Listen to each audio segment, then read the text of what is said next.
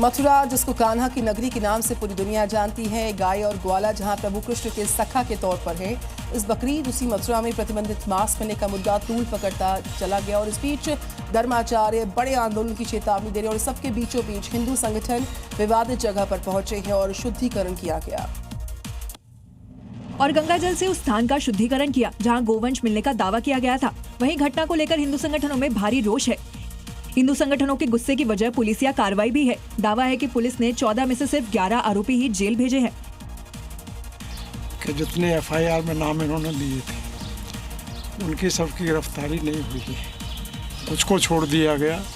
तो फिर हम तय करेंगे कि हमको आंदोलन की दिशा और दशा क्या तय करनी। यानी बड़ा आंदोलन भी होगा फिर तो? होगा, बिल्कुल होगा। यानी पुलिस ने अगर वक्त रहते मामले को सुलझाया नहीं तो मथुरा में कथित गोवंश के मुद्दे पर हिंदू संगठनों का गुस्सा बड़े आंदोलन में बदल सकता है। और मथुरा की ही तरह पटना में भी देश भर में कथित गोवंश की हत्या को लेकर के शिव भवानी सेना सड़कों पर उतरी। अपना विरोध दर्ज किया इस सेना ने। तुम्हें गौवंश की आत्मा की शांति शुद्धि के लिए हवन पूजन हुआ संपन्न। हिंदू संगठनों का आरोप है कि कुर्बानी के नाम पर देश के कई हिस्सों में गोमाता की हत्या की गई, लिहाजा सरकार गाय को राष्ट्रीय पशु घोषित करे तभी गो हत्या बंद होगी। कुर्बानी से जो सड़कें खून से लाल हो गया, इसकी शुद्धिकरण के लिए हम लोग आज यहाँ हिंदू शिव भवानी सेना के बैनर तले यज्ञ कर रहे हैं। मेरा एक ही डिमांड है सरकार से कि गौ माता को राष्ट्रीय पशु घोषित करें।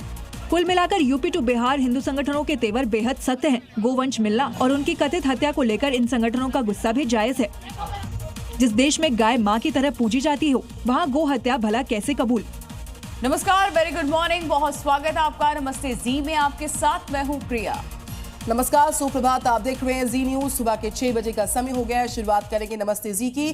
मैं निधि चतुर्वेदी आपके साथ और सबसे पहले टॉप 10 हेडलाइंस। ऑपरेशन सिंदूर के तहत विदेश से लौटे डेलीगेशन से आज प्रधानमंत्री नरेंद्र मोदी करेंगे मुलाकात। डिनर के दौरान होगी खास चर्चा। सभी देशों से बातचीत का ब्यौरा देंगे डेलीगेशन के सदस्य।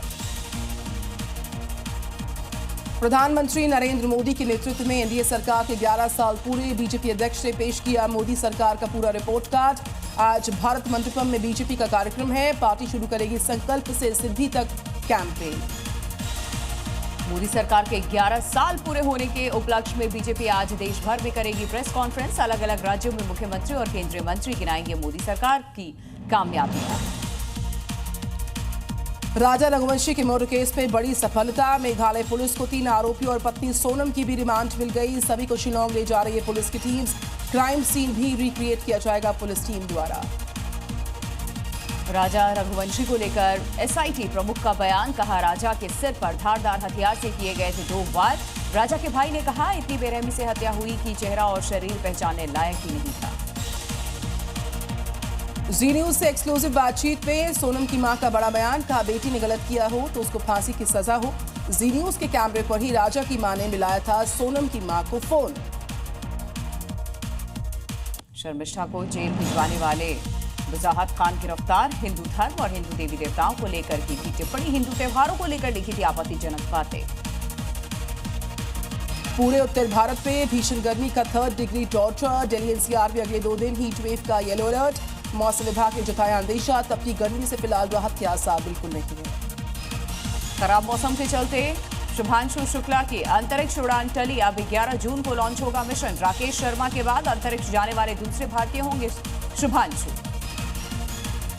अमेरिका के लॉस एंजलिस में गृह युद्ध जैसे हालात। पूरे शहर में हंगामा बरपा, अराजकता जारी। नेशनल गार्ड्स की तैनाती के बावजूद 23 रही हिस्सा। 3 दिन से सड़कों पर जारी बवाल।